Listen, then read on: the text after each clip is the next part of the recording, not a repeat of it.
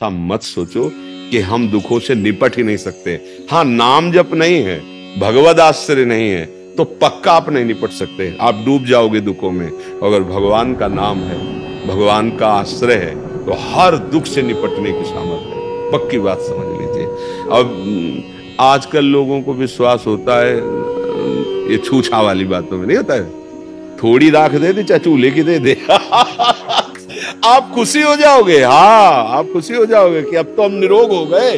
और हम कह रहे जड़ मूल से रोग का नाश करने का, भव रोग का नाश करने का उपाय राधा राधा कहो, राधा राधा कहो। तो ये समझ में नहीं आता क्योंकि इसमें पैसा नहीं लगा, इसमें आपको कोई ऐसा दिखाई नहीं दे रहा है, और ऐसे इधर उधर करके बात नहीं बनेगी। सत्य वस्तु को स्वीकार करो, हृदय से भगवान का आश्रय और नाम जप, तो पूर्व के जो हमारे पाप कर्म से हमें दुख आ रहा है हम उसे सह लेंगे और आगे हमसे पाप हो नहीं रहे और भगवान का भजन करें तो आनंद आ जाएगा, आगे आनंद आ जाएगा।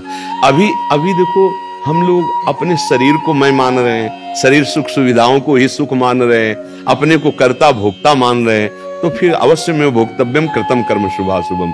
और जब प्रभु के ऊपर समर्पित हो जाया जाता है, देखो प्रभु इतना प्यार करते हैं। हम पीछे वाले में बताया था, अगर माँ की गोद में सर रख देना और दुलार करती तो आधा कष्ट तो उसके दुलार से चला जाता है, नहीं चला जाता, और कोई बात नहीं। ऐसे जब ऐसा लगता है कोई मेरा है, अनंत माताओं जैसा प्यार प्रभु और लाडली जो, तो भला कैसे कष्ट रहेगा। नहीं, आओ कि मैं आपकी हूँ, आप मेरे हो।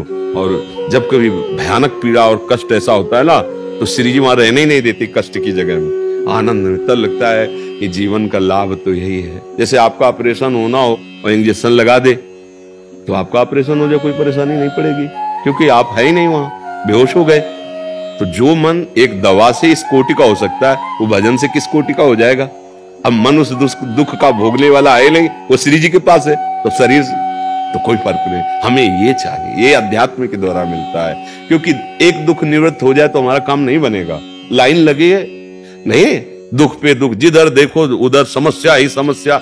कोई एक ऐसी बात हो जिससे सब समस्याओं का समाधान हो जाए, वो है भगवान का आश्रय।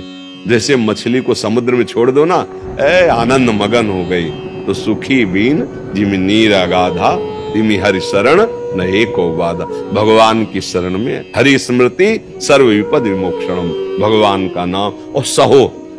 भगवान अवतार लिए तो लीला में देखा कि दुख वाली बातें हुई कि नहीं, साक्षात देवताओं से प्रकट हो रहे पांडव जन, कितना कष्ट पा रहे। संसार दुखमय है भाई, अगर दुख मिल रहा चुपचाप सहो, नाम जप करो, आगे बन जाए।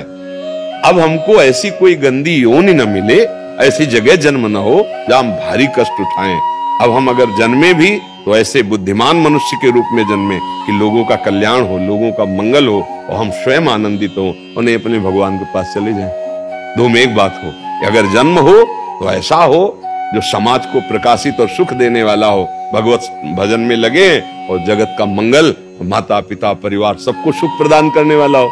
अब ऐसा राक्षसी जीवन तो नहीं होना चाहिए, माता पिता को दुख, समाज को दुख, हिंसा वृत्ति के द्वारा, व्यभिचार वृत्ति के द्वारा दूसरों को दुख, ये तो ऐसा जीवन तो ना हो तो अच्छा है। तो अपने को सुधार करना है, भगवान की शरण में होकर नाम जप करते हुए हमें उन्नतिशील होना है। जहां आ गए इससे नीचे न गिरे, मनुष्य योनि से, और आगे बढ़े, भगवदानंद की तरफ बढ़े।